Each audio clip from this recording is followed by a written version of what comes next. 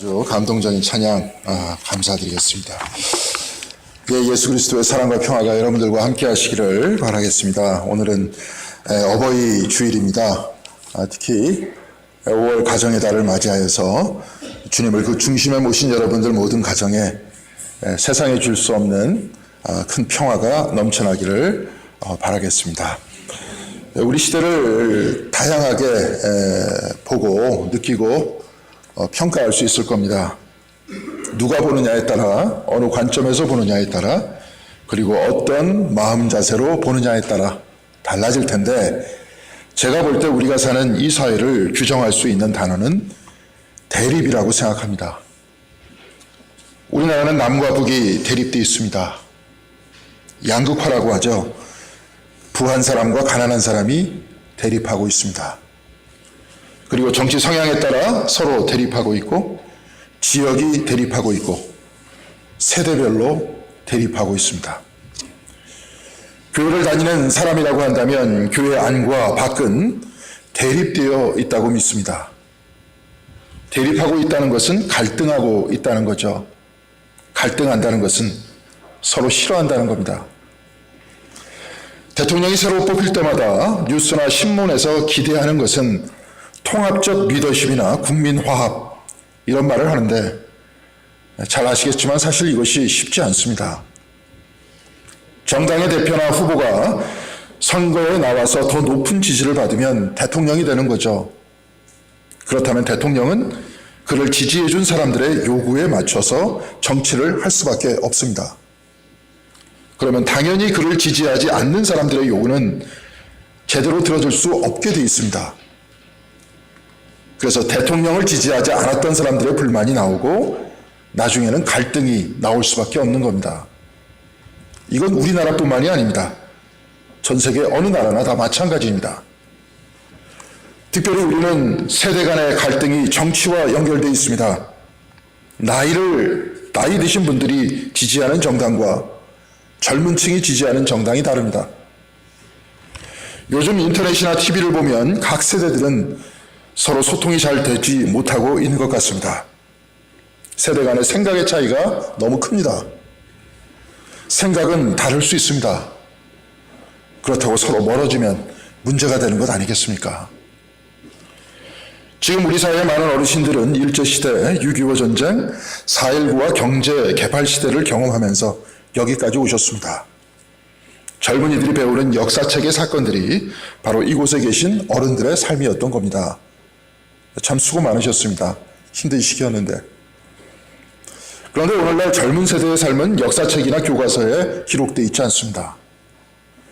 연세대학교 교수였던 조한혜정 교수와 엄기호 씨가 쓴 노력의 배신이라는 책에서 젊은이들의 삶이란 한마디로 포기를 선택한 삶, 이렇게 말하고 있습니다. 이 책의 한 부분을 제가 읽어드리도록 하겠습니다. 3포 세대, 연애, 결혼, 출산을 포기한 젊은이 세대라는 뜻입니다. 에 이어 나아가 N포 세대라는 신조어까지 만들어졌다. 언제까지 공부하고 어느 때까지 연애하며 일정 나이가 되면 취직해서 결혼하고 가정을 꾸리고 곧이어 아이를 낳아 양육하고 교육시키는 식의 표준적 생애 주기에서 포기해야만 하는 것이 생겨나고 늘어나는 것이다. 우선 연애부터 보자. 그들은 누군가를 만날 시간적, 경제적 여유가 없다. 청년들이 일반적으로 종사하는 알바 노동을 통해 받아들이는 최저임금으로는 연애하는 데 들어가는 비용을 감당하는 것이 만만치 않다. 또한 그 최저임금으로 생계를 꾸리려면 장시간 노동이 불가피한 까닭에 시간적 여유를 내기도 어렵다. 또 결혼과 출산은 어떠한가? 결혼해서 아이를 낳으려면 삶의 장기적인 안정성이 필요하다. 자기 혼자만의 문제가 아니라 다른 사람의 삶에 대한 책임감이 필요하기 때문이다. 여기서 더 나간 말이 5포니, 7포니, M포 세대니 하는 것들이다. 결국 인간관계의 희망마저 포기한다. 예전에는 친구를 만나면 경제적 여유가 있는 친구가 밥값과 술값을 지불했다. 지금은 아니다. 더치페이가 정착한 선진 자본주의 사회에서는 사람을 만나는 일 하나하나가 다 돈이다. 그래서 있어야 할 돈이 없으면 자존감이 상한다. 나만 뒤처지고 소외되고 탈락한 느낌에 사람을 만나면 더 위축되고 우울해진다. 도무지 이 삶에 희망이 없어 보인다. 그래서 청년들은 이생망, 즉 이번 생은 망했다고 자조한다. 일제시대나 6.25를 거칠 때 우리나라는 전 세계에서 가장 가난한 나라 중에 하나였습니다. 그래서 먹고 살 수만 있으면 만족해 했는데 지금은 그렇지 않습니다. 우리나라는 전 세계에서 손꼽히는 부자 나라입니다. 배만 부르면 알아서 살아가던 세대와는 완전히 다른 환경입니다. 생활이 다 비슷하게 가난하면 별다른 상실감이 없는데 차이가 나면 자괴감을 느끼죠. 지금 젊은이들은 이렇다는 겁니다. 그래서 안정된 고용을 원하고 존엄성을 지키면서 살아갈 수 있는 임금을 원하는 겁니다. 제가 과거 대학 다닐 때 박사학위가 없어도 교수를 하는 분들이 많이 있었습니다. 그런데 지금은 박사들도 10년 이상 자리를 잡지 못하고 시간 강사로 떠드는 사람들이 부지기수입니다. 그만큼 경쟁이 심하다는 얘기죠. 어느 세대나 편안하게 지낸 적은 없습니다. 모든 세대는 다 그만큼 힘들었습니다. 우리는 지금 공덕교회에 나와서 같이 예배를 드리고 있습니다. 모두가 힘든 시기를 살아오셨고 지금 젊은 세대나 중년이나 다들 힘겹게 살아가고 있습니다. 그런데 우리 삶의 배경이 어떻든 간에 오늘 우리는 이 자리에 하나님이 그리워서 나왔습니다. 우리 모두는 하나님 앞에 주인이고 또한 우리 모두는 하나님께 사랑받는 당신의 자식들입니다. 우리 모두는 다르지만 우리 모두는 분명히 공통점이 있습니다. 우리가 누구이건 간에 우리는 같은 성경을 읽으면서 예수 그리스도 안에서 하나라고 고백합니다. 이 고백이 입술뿐만이 아니라 마음의 고백이 되기를 원합니다. 예수께서는 원수를 사랑하라고 하셨습니다. 그래야 다툼이 그치게 된다는 것이죠. 원수까지도 사랑하고 다툼이 그치는 그곳. 이곳은 세상의 나라가 아니라 하나님의 나라가 아니겠습니까?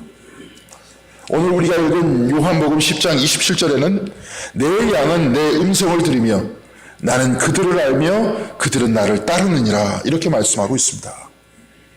양이 음성을 듣고 예수께서는 그 양을 알고 양은 예수를 따른다는 겁니다. 목자는 양을 사랑하고 양은 목자를 믿는다는 겁니다. 신뢰하고 사랑할 때 목자와 양은 하나가 된다. 예수와 우리는 하나가 된다. 이 말씀입니다. 또한 오늘 우리가 읽은 성경의 말씀 요한복음 17장 22절에는 내게 주신 영광을 내가 그들에게 주었사오니 이는 우리가 하나가 된 것 같이 그들도 하나가 되게 하려 함이니이다. 이렇게 말씀하고 있습니다. 그 영광이란 십자가죠. 이 십자가를 제자들과 우리들에게 주었으니 우리가 자기 십자가를 지며 자기를 내려놓는 그 겸손 속에 하나가 된다는 것 아니겠습니까? 저는 공덕교회가 발전하는 교회가 되길 원합니다. 어느 목사건 평신도건 이건 마찬가지입니다. 그런데 그 이전에 아름다운 교회, 하나가 되는 교회가 되어야 하지 않겠습니까? 하나 되기 위해서 우리는 서로 더 깊이 이해하고 받아들여야 하지 않겠습니까? 제가 미국에서 대학원을 졸업한 지가 1994년이니까 벌써 25년 전입니다. 그때 선생님께 편지라도 보내드려야 했는데 어릴 적에는 보낸다는 마음조차 들지 않았습니다. 그만큼 어렸다는 거죠. 제 지도교수는 송찬성 교수라고 대만 분이셨습니다. 여기 계신 김정수 박사님의 선생님이기도 했습니다. 1929년생이시니까 벌써 90이 넘으셨습니다. 송 선생님은 미국이나 영어권에서 가장 많이 알려져 있는 아시아 신학자입니다. In the beginning was stories, not text. 이런 책이 있는데 태초에 텍스트가 아닌 이야기가 있었다. 이 책에서 그분은 이렇게 글을 쓰고 있습니다. 이야기 시간이다. 오스트레일리아의 원주민들은 이야기 시간을 꿈의 시간이라고 한다. 얼마나 아름다운 표현인가. 이야기는 꿈의 모태 속에 들어가 영양을 공급받고 발전된다. 그 모태가 더 이상 이야기를 붙들 수 없을 때 아기처럼 이야기가 세상 밖으로 나오는 것이다. 그 이야기가 성장하면 다시 꿈이라는 모태 속에 들어가 다시 태어나 아이가 되고 남성이 되고 여성이 된다. 만약 그 이야기가 좋은 이야기라면 혹은 강력하다면 한 세대에서 다음 세대로 끊임없이 전해지는 것이다. 나쁜 이야기는 사라져버리지만 좋은 이야기는 꿈속에 잉태되어 있다가 시간이 지나면 새로운 이야기로 다시 태어난다는 겁니다. 꿈이란 비전이고 희망입니다. 우리가 구원의 꿈과 소망을 가지고 있다면 성경의 이야기들도 그 소망 안에 들어가 있다가 우리의 일상에서 새로운 이야기로 다시 태어난다는 겁니다. 이런 경험이 있으실 겁니다. 친구와 대화하다가 때로 책을 읽다가 길을 걷다가 때로 기도하다가 갑자기 성경의 이야기가 우리의 이야기와 만나는 경험을 해보셨을 겁니다. 그리고 서로의 이야기를 들었을 때 그 이야기가 나의 이야기와 만납니다. 그래서 공감하게 됩니다.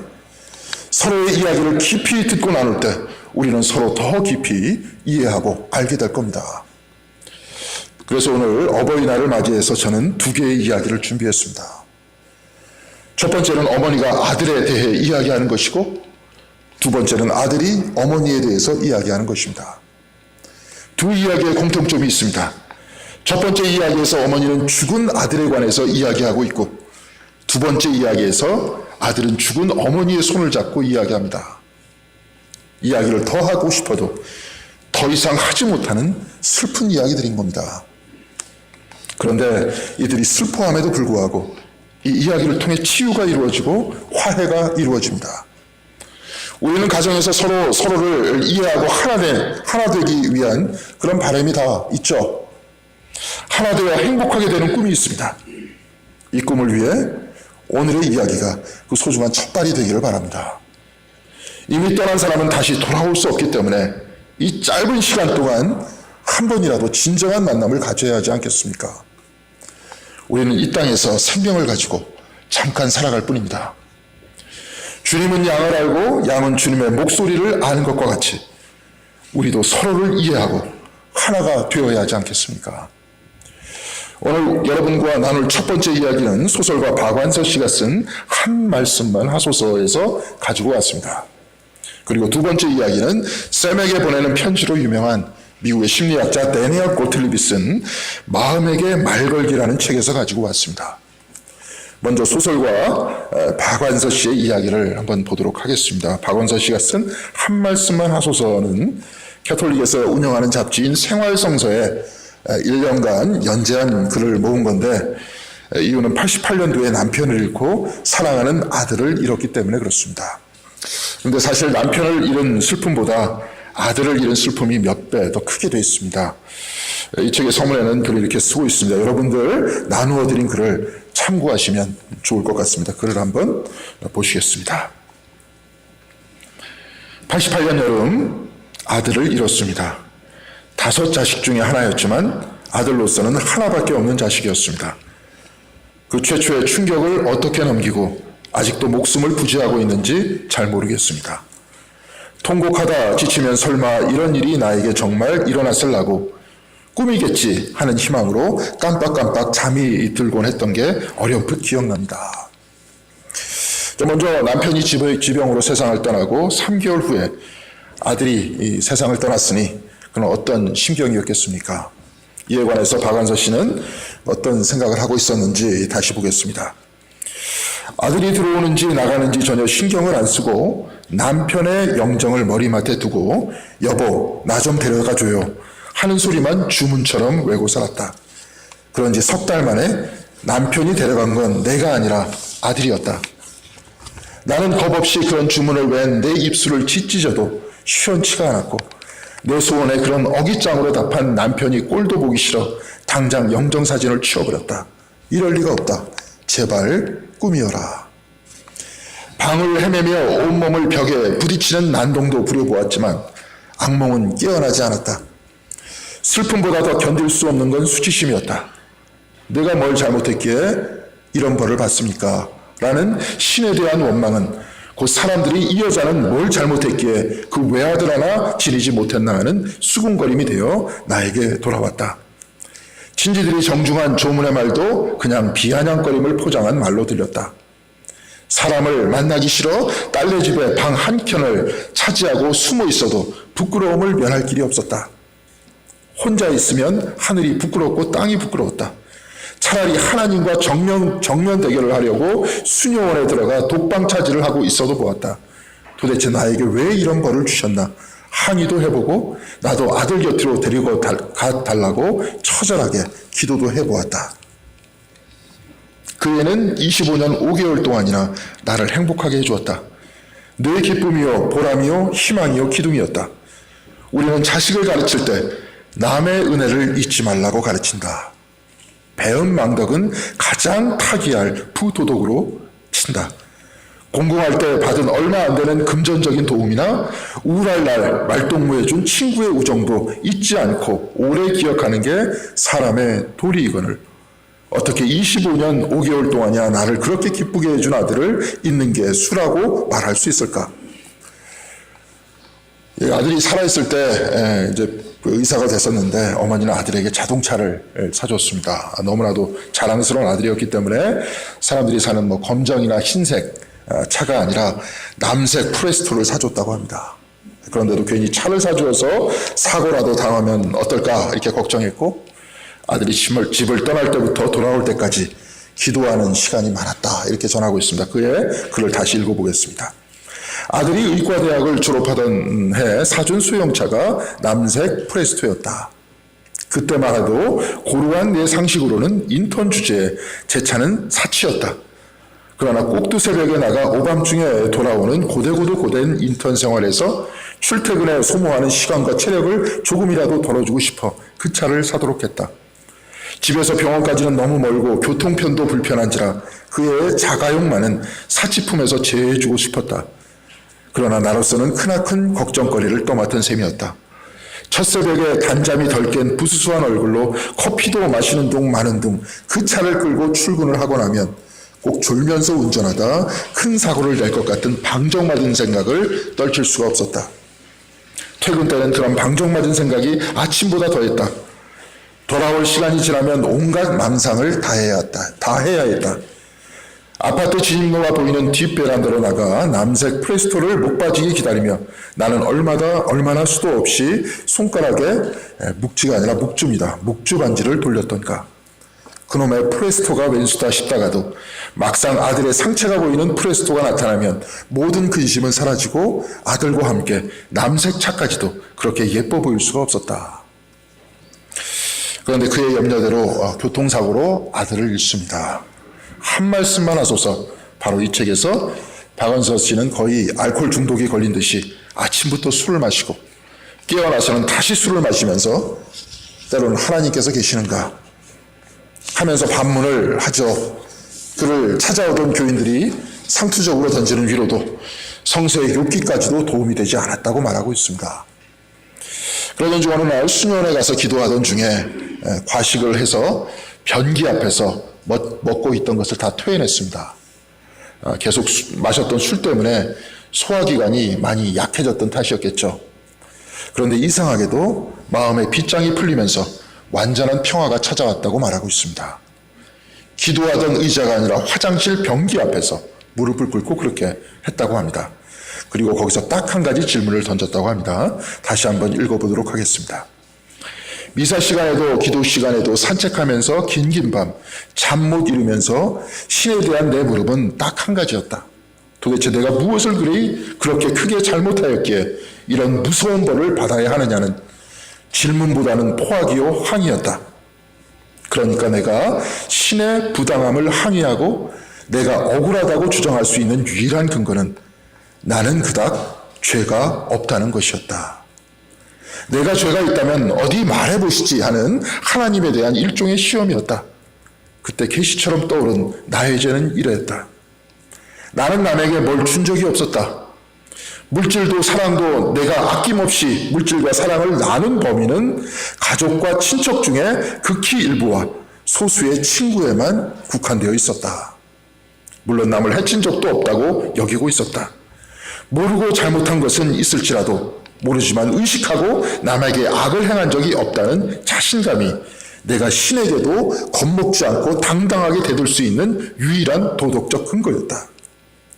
주지도 않고 받지도 않은 타인에 대한 철저한 무관심이야말로 크나큰 죄라는 것을 그리하여 그 벌로 나누어도 다함없는 태산 같은 고통을 받았음을 나는 명료하게 깨달았다. 하필 변기 앞에 무릎 꿇은 자세로 나는 그 정답에 머리 숙여 승복했다. 주여 나를 받으소서. 나의 모든 자유와 나의 기억력과 지력과 모든 의지와 내게 있는 것과 내가 소유한 모든 것을 받아들이소서. 나의 고통까지도 당신이 내게 이 모든 것을 주셨나이다. 주여 이 모든 것을 당신께 도로 드리나이다. 모든 것이 당신의 것이오니 온전히 당신의 의향대로 그것을 처리하소서. 내게는 당신의 사랑과 은총을 주소서. 이것이 내게 족하나이다. 이때부터 다시 일어나 박원서 씨는 책을 읽고 성경을 읽고 기도하기 시작합니다. 남에 대한 무관심으로 말미암아서 자신의 아픔을 나누고자 해도 할 수 없었던 그 큰 고통을 진정으로 하나님 앞에 내어드렸을 때 이 모든 것 다 하나님의 것이니 오직 하나님의 사랑만 내려달라고 말하고 있습니다. 거룩함과는 거리가 먼 변기 앞에서도 하나님과 만났던 겁니다. 큰 슬픔을 당한 중에 박한서 씨는 양을 부르시는 예수의 음성을 들었습니다. 그리고 아들의 죽음을 통해 슬픔을 당한 이웃의 아픔을 이해하기 시작했습니다. 그래서 진정한 작가이고 진정한 신앙인으로 거듭났던 겁니다. 그래서 이후 박한서 씨의 글은 슬픔을 당한 사람들에게 위로해주는 글들이 많이 나오죠. 신앙 에세이라든지 꼴찌에게 보내는 찬사와 같이 약한 사람들을 품으려는 글들을 쓰시다가 얼마 전 세상을 떠나셨습니다. 하나님께서도 아들을 이루셨습니다.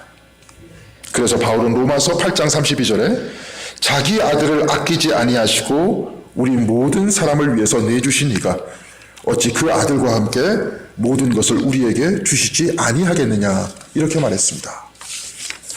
아들을 주었다 하면 다 주었다는 것이고 아들의 죽음을 보신 하나님께서는 박한서 씨가 울부짖었던 것 이상 아프셨던 겁니다. 자신의 아픔을 통해 이제 하나님의 아픔을 알게 되고 하나님을 더 깊게 알게 된 겁니다. 자, 다음은 다니엘 고틀비 쓴 마음에게 말 걸기를 한번 읽어보도록 하겠습니다. 지금 여러분들과 같이 읽은 부분은 이 책에서 누군가 언젠가는 고아가 되지 내 어머니의 마지막 순간, 바로 그 글입니다. 1998년 1월 1일 새벽 6시 수화기 건너편의 우리 아버지는 거의 숨이 넘어가기 직전이었다. 데니, 너의 엄마가 지금 병원에 실려갔다. 지금 당장 가보는 게 좋겠어. 사실 우리 어머니는 우아하게 늙어가진 못했다. 몸은 쇠약해지고 정신은 흐릿해졌으며 특히 누나가 죽고 난 지난 2년간은 하루가 다르게 상태가 악화되고 있었다. 아버지의 전화를 받자마자 응급실로 달려갔다. 아버지는 울고 있었다. 눈으로 이런 말을 전하고 있는 듯했다. 여보, 너무 빨리 가지 않아도 돼. 서두르지 마. 아버지의 흐느낌이 길게 이어졌다. 어머니는 구급차가 병원에 도착한 직후 사망했다. 응급실에서 간호사가 문에 기대어 서 있는 나에게 위로를 전하고는 임종한 어머니의 얼굴을 확인하겠느냐고 물었다. 그녀는 나를 딴 곳에 있는 작은 병실로 데리고 가더니 시트를 젖히고 어머니의 얼굴을 보여주었다. 나는 눈을 들어 어머니의 감긴 눈과 꼭 닫힌 입을 바라보았다. 그리고 미동도 하지 않는 배를 응시했다. 어머니의 죽음을 나 자신에게 납득시켜야만 했다. 마치 시간이 멈춘 것 같았다. 그때 간호사의 부드러운 목소리가 정적을 깼다. 어머님의 손을 보호자님 손에 올려드릴까요? 그 전에 나는 단 한 번도 죽은 사람의 손을 잡게 될 거라고는 생각하지 않았다. 하지만 이건 다르다. 이분은 내 어머니이니까. 나는 어머니의 손을 잡고서 그녀가 만든 우리 가족에 대해서 생각한다. 어린 시절 어머니가 얼마나 씩씩하고 당찬 여성이었는지도 떠올려본다. 어머님은 살림을 도맡아 하면서도 아버지의 가게 일을 돕고 다양한 자원봉사 모임에도 참여했으며 누나와 나의 모든 문제와 고민을 해결해 주었다. 그리고 이 모든 일을 할 때 조금도 귀찮아한다거나 망설인다거나 두려워하는 기색을 보이지 않았다. 우리에게 무언가 필요하다면 어떻게든 얻어냈다. 그 무엇도 어머니를 막지 못했다. 하지만 나는 어머니에 대해 얼마나 알고 있었을까? 내가 한 인간으로서 어머니를 이해하지 못한 것은 어머니가 내게는 여성도 사람도 아니었기 때문인지도 모른다. 그분은 그저 어머니였다. 나는 늘 언젠가는 어머니가 나를 알아줄 거라는 희망을 품고 있었다. 하지만 이제 그럴 수 없다. 어머니는 더 이상 나를 알 수 없을 것이고 나 또한 어머니를 알지 못할 것이다. 나는 왜 그렇게 어머니와 끝없는 전쟁을 벌였을까? 어머니가 나를 다른 사람으로 만들고 싶어 했기 때문인지도 모른다. 어머니는 내가 더 잘 결혼하길, 더 성공하길, 무엇이 되었든 더 잘하기를 바랬다. 하지만 돌아보면 그 소망은 단순히 나를 위한 것만은 아니었다. 그것은 어머니의 소망이기도 했다. 어머니가 돌아가시기 몇 년 전 내 결혼 생활에 대해 대화를 나누다 나는 어머니에게 이렇게 말했다. 엄마, 이것만은 알아두었으면 좋겠어요. 전 50살 먹은 아저씨이고 지금 행복하게 잘 살아요. 꽤 괜찮은 인생을 누리고 있다고요. 나는 내가 이 많은 것들을 이뤘다는 게 자랑스러워요. 좋은 친구들도 있고 이 세상에 보탬이 되는 일을 하고 있잖아요. 그러니까 엄마도 아들에 대해서 좀 알아주셨으면 좋겠어요. 다 엄마가 훌륭하게 키워주셔서 이뤄낸 일이니까요. 어머니의 대답은 이랬다. 하지만 넌 더 행복할 수도 있잖니. 만약 내가 조금만 더 젊었더라면 그 말에 화가 났을 것이다. 어머니는 아직까지도 나를 알아주지 않는구나. 하지만 그때 나는 화가 난다기보다는 슬펐다. 내 어머니가 지금까지 진정한 행복이 어떤 것인지 단 한 번도 느껴보지 못했음을 그제야 깨달은 것이다. 1914년에 태어난 다니엘 고틀립의 어머니는 어릴 적에 공부도 잘해서 그 당시에 대학을 꿈꾸고 있었다고 합니다. 그런데 그때 미국에서도 여자가 공부해서 무슨 일이냐 이렇게 반대에 부딪혀서 결국 대학을 포기했다고 하죠. 그래서 자신이 성취하지 못했기 때문에 자식들을 더 좋은 학교에 보내기 위해서 어릴 적부터 잔소리를 많이 했다는 겁니다. 이제 또 계속 읽어보도록 하겠습니다. 51년간 서로를 사랑했던 두 사람이 손을 잡고 있다. 움직이지 않는 손을 나는 물끄러미 바라보았다. 이제 더 이상 어머니는 내 손을 꼭 잡을 수 없고 나 또한 어머니의 손을 꼭 잡을 수 없다. 그리고 지금에서야 나는 어머니를 다른 눈으로 바라본다. 이제 나는 그녀가 나와 싸워왔던 모든 시간을 기억한다. 그리고 그녀가 다른 무엇도 아닌 나를 위해 그토록 싸웠다는 것도 이해한다. 고등학교 2학년 때의 일이다. 한 학기 시험 성적표를 받았는데 온통 A 혹은 B 학점뿐인데 딱 한 과목이 예외였다. 스페인어 과목에서 C를 받은 것이다. 나는 전에는 한 번도 우등상을 받아본 적이 없다. 그 언저리에도 가본 적이 없었다. 하지만 이번에는 우등상이 코앞에 있었다. 나는 스페인어 선생님이 C를 준 것이 실수임을 깨달았다. 나는 그 학기의 스페인어 시험에서 항상 A나 B를 받았다. 나는 스페인어 선생님에게 이의를 제기했고 그분은 실수를 인정해 내 학점을 B로 바꾸어 주었다. 마침내 나는 해냈다. 우등상이었다. 그로부터 3주 후 나는 교장실에 불려갔다. 교장 선생님은 제멋대로 성적을 바꾸었다고 호통을 쳤다. 나는 성적을 정정한 건 스페인어 선생님이라고 말하고 그간의 일을 전부 설명했다. 하지만 교장 선생님은 내 말을 믿지 않았다. 나는 교장 선생님으로부터 정학 처분을 내리겠다는 위협을 받고는 울먹이며 어머니에게 전화를 걸었다. 하지만 앞으로의 일에 대해서는 장담할 수 없었다. 어머니는 과연 누구의 말을 믿을 것인가? 어머니는 교장 선생님과 통화를 하고는 15분 만에 학교로 달려왔다. 머리 끝까지 화가 나 있었다. 하지만 나에게는 화를 내지 않았다. 어머니는 교장 선생님의 눈을 똑바로 쳐다보면서 당신의 아들은 절대로 이런 짓을 할 아이가 아니라고 말했다. 어머니는 그 전에 내게 이야기를 들어 사건의 전말을 익히 알고 있었고 스페인어 선생님이 거짓말을 하고 있다는 것도 알았다. 어머니가 말했다. 애가 하지도 않은 일로 우리 아들을 정학시킬 수는 없어요. 지금 나는 어머니의 손을 잡고 그때 정말 감사했다고 말하고 있다.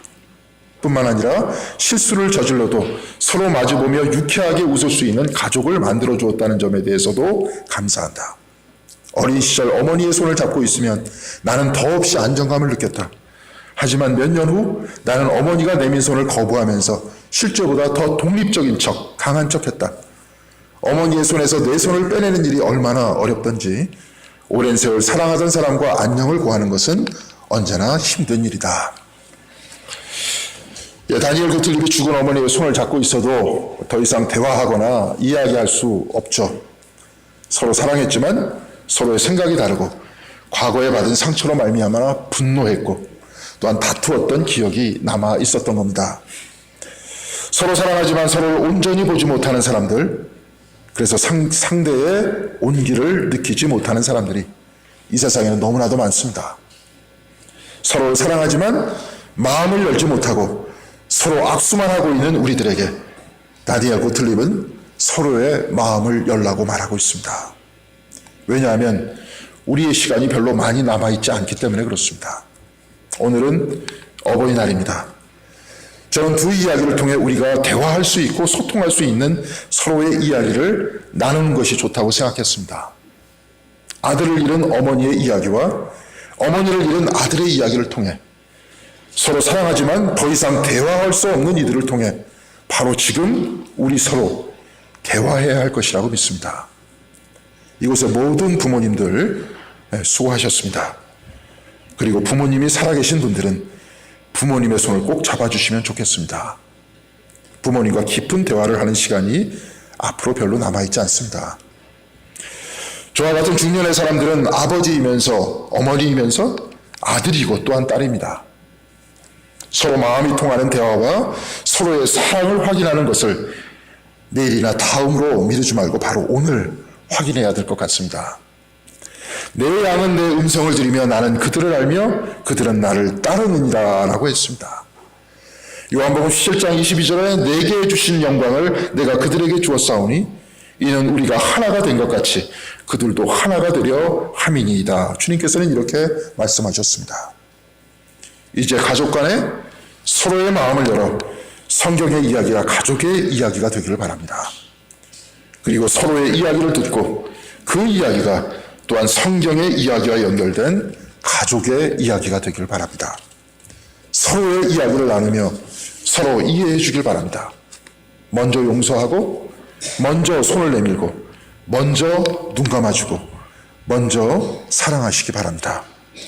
넓게 이해하고 사랑하는 부모님들이 모인 이 공동교회가 더더욱 아름다워져서 이곳에 출입할 때마다 천국을 체험하는 아름다운 역사가 우리의 신앙생활이 되시길 주님의 이름으로 간절히 기원드리겠습니다. 기도하시겠습니다. 주님 어버이 주일을 맞이해서 이야기를 들으며 주님의 말씀을 들었습니다. 주여 우리의 닫혀진 마음을 열게 하여 주시옵시고 부모님 살아계실 때 우리의 마음을 열어주시어서 화해하게 하시고 이해하게 하여 주시옵소서. 주님께서 우리를 위해 서로 하나 되라고 하나 되게 해달라고 아버지 하나님께 중보하셨던 것과 같이 힘들다 하여도 서로 마음을 열기 원합니다. 주여 우리로 사랑할 수 있는 용기를 주시고 하나 될 수 있는 힘을 허락하여 주시옵소서.